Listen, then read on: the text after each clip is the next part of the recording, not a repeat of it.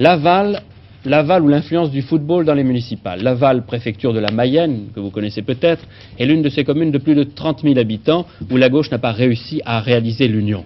Les électeurs devront choisir entre 4 listes, mais ce qui les passionne surtout, c'est leur équipe de foot, la Cendrillon de première division.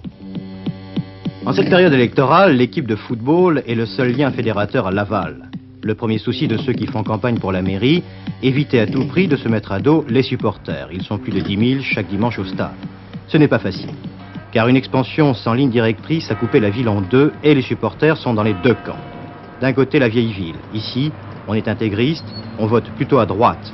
Et comme pour mieux faire savoir sa position sociale, depuis toujours, les volets sont peints en blanc, c'est une question de caste. Pour ne pas les effaroucher, les socialistes ne font pas liste commune avec les communistes.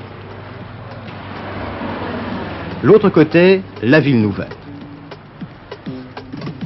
Ici vivent 15 000 salariés, dont 1400 sont demandeurs d'emploi. On vote plutôt à gauche.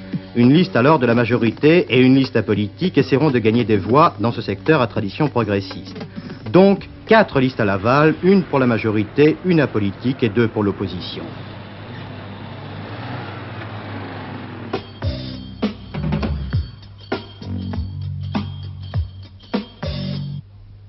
Pour nous, liste socialiste sortante, le thème de notre campagne électorale sera la poursuite de notre gestion municipale, gestion que d'ailleurs beaucoup de Lavallois reconnaissent comme bonne. Si nous n'avons pas pris de communistes avec nous, c'est parce que nous pensons que la sensibilité lavalloise n'est pas préparée.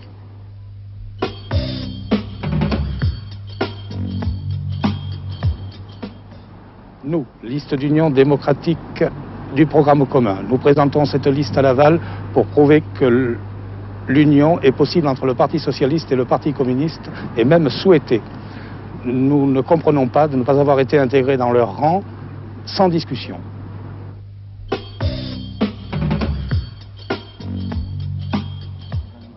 Notre liste de large union entend représenter notamment les 56% de Lavallois qui ont voté contre Mitterrand et contre le programme commun d'union de la gauche. Notre but est donc double: lutter contre le programme commun et organiser la vie locale sans sectarisme pour le bien de tous.